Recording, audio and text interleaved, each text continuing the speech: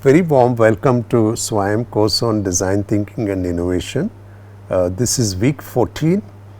We're going to be looking at usability studies, very important part of the design process to get feedback from the users and then use this feedback to iteratively look at your design and then go ahead and finalize the design.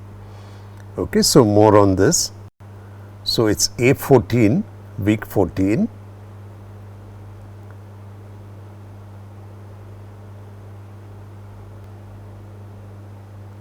A profound quote by Mahatma Gandhi: "The future depends on what we do in the present." I repeat it, the future depends on what we do in the present. Let's look at week 14. We start with the usability studies. Which can give feedback and then it can be used iteratively to look at the design and finalize the design. So we have observation, conversations, think aloud, prototype. Okay, so that's how we do the iteration and finalize the design. This is in tools, followed by applying all this in the project, and then followed by a case study, redesign of a solar powered cook stove. So, module 14, A14, usability studies, iteration and finalizing the design. Let's look at usability studies. So, the content is what is usability studies, how to do usability studies, why do we do usability studies, further studies and references. So, if you look at usability studies, is the fifth phase of the design thinking and innovation process. After research, then analysis, then ideation, building, and it's actually the phase 5 where we test, and get feedback and then iteratively try to change the design and finally implement it. So, usability studies and testing helps you to identify issues or problems and get feedback on this. So, if you look at it, research is where you started looking at several places. Analysis, you kind of came down to a few things which were very, very crucial to the design process itself. Ideation, you looked at many ideas and then you took forward one of them. And then through testing you get the feedback and iteratively change it and then finally implement that part of it. So, what is usability studies? So, it's a method for getting a useful feedback on the usefulness of your design. Okay, so you can do it at any stage of the design process to test your concept, or any stage, soft, medium or hard prototype levels, or the final design itself.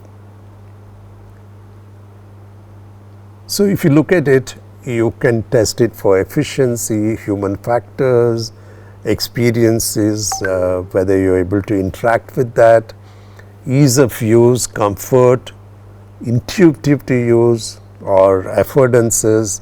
Also you can look at aesthetics, whether it's easy to learn, whether it uses sustainable materials and the comfort levels itself. Okay, so any of these factors could be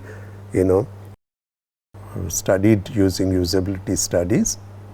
It could also, for the design of any of them, whether it's products, services, interfaces, communication media or environments, you can use usability studies to get feedback on your design.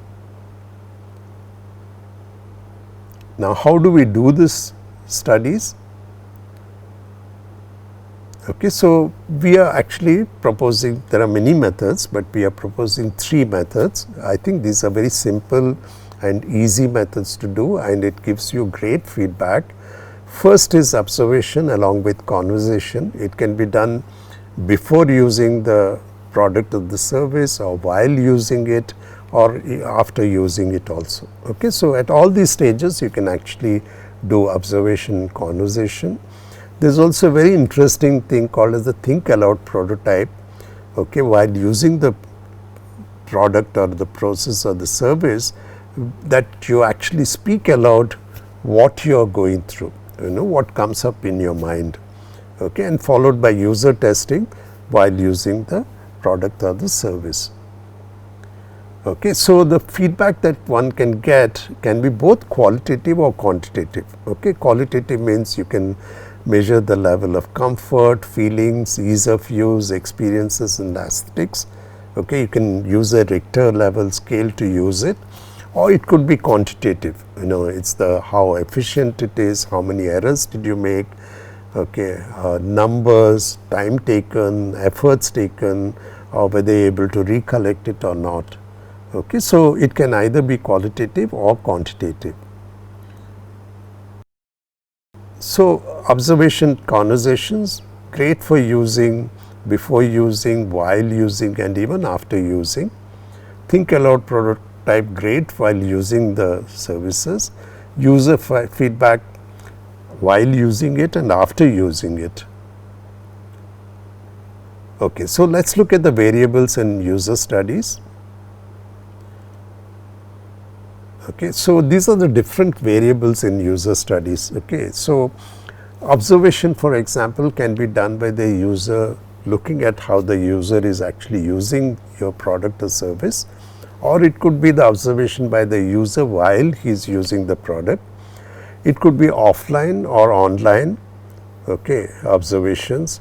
Observations can be in natural settings, which is the ideal thing to do, or sometimes you might have to actually do it in a laboratory or a workshop setup. Okay, observation in person or observation very unobtrusively, so that the person doesn't know that you are actually observing the user in action. Okay, so these are different variables that you have while doing the usability studies. Why do usability studies? Very simple reason. It helps you to identify issues or problems with the design solution at any stage of the design process. This feedback helps you in turn to iteratively rectify the problem and in turn redesigning it, okay, so that you go ahead with your design. And if you look at it in an overall context, it saves time and efforts, okay, and it's a very simple way to do this. So what does user studies involve? So there are some methods that we use, okay, so observations, conversations, talk aloud prototype and usability testing. So we'll look at each of these methods in much more detail at the tool section. So let's look at further studies and references. We have the DSOS content in the beginning, followed by elements of user experience by Jesse James Garrett and measuring the user experience by Tom Tullis and Bill Albert. Observing the user experiences by Mike Kulnowski. Let's look at week 14. We did the introduction to usability studies. We'll go into details of this in the tools, apply it in the project, and then have a look at the case study.